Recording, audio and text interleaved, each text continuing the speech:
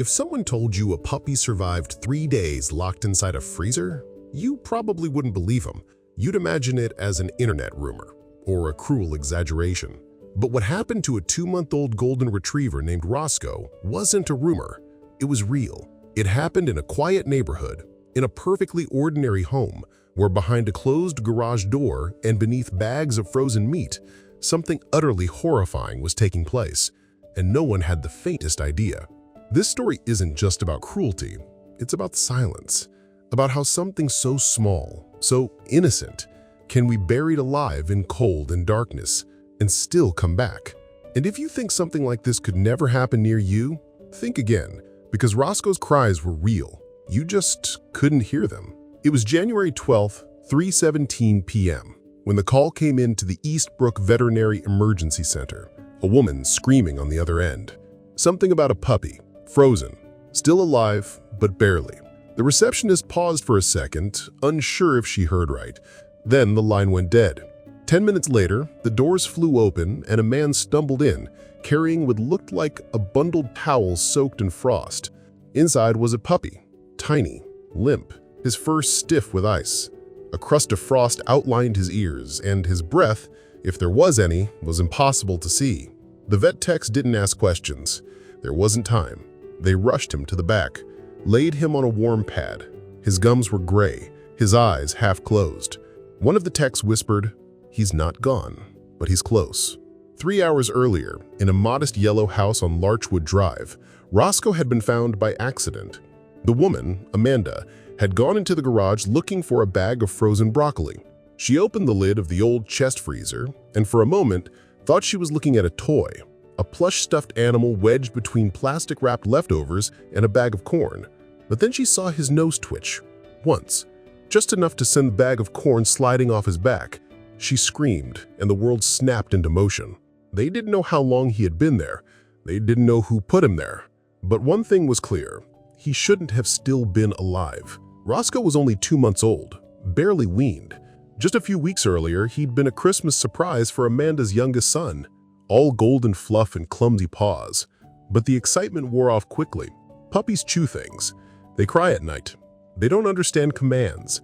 And in a household already strained by stress, finances, and too many unspoken arguments, Roscoe became a problem no one wanted to deal with. The freezer was old, the kind with a heavy lid and no internal light. It sat in the garage, surrounded by boxes of holiday decorations and bags of potting soil, a forgotten corner of the house. It was the perfect hiding place for someone trying to make a problem disappear. No one knew who had done it. Amanda asked her kids, her husband, her visiting cousin. No one confessed, but the freezer didn't open itself. Veterinarians said Roscoe's body temperature was so low it registered below 80 degrees. A dog's normal temperature hovers around 101. Anything below 90 is critical. Below 85 is usually fatal. But Roscoe wasn't just cold. He was frozen. Patches of frostbite had formed along his tail. The tips of his ears were turning black. His paw pads had cracked, but his heart was still ticking. What happened next was a blur of controlled panic. Warm saline IVs, heating pads, soft towels rotated every 10 minutes. A vet nurse sat beside him, whispering his name even though he couldn't hear her. His ears were likely too damaged, his body too far gone, but she kept whispering anyway. "Stay with us, Roscoe." By nightfall, he moved. Just a twitch. His leg kicked once, weakly, like a bad dream jolting through his nervous system. The room froze, not from cold, but from disbelief. He wasn't gone. Not yet. Word spread quickly, first among the clinic staff, then to a local animal welfare group, then to the police.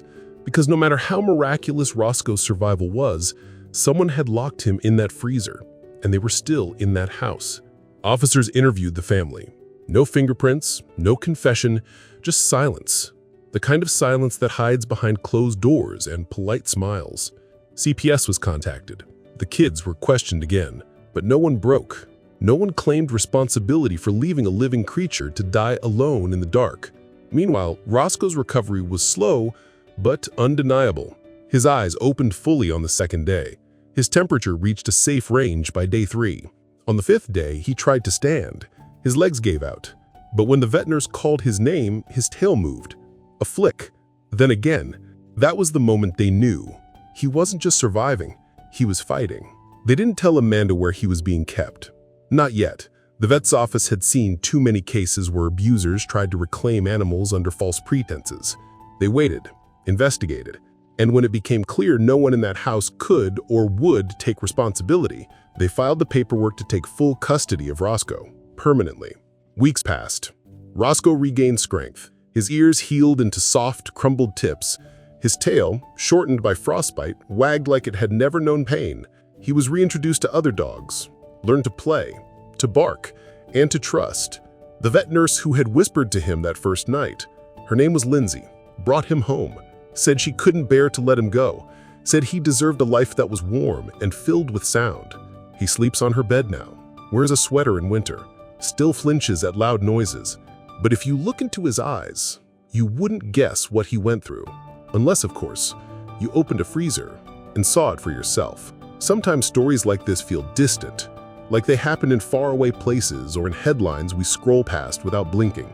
But they happen in homes that look like yours, in garages with birthday decorations and laundry machines. They happen quietly. And sometimes the only evidence is a soft, inaudible cry no one thought to listen for.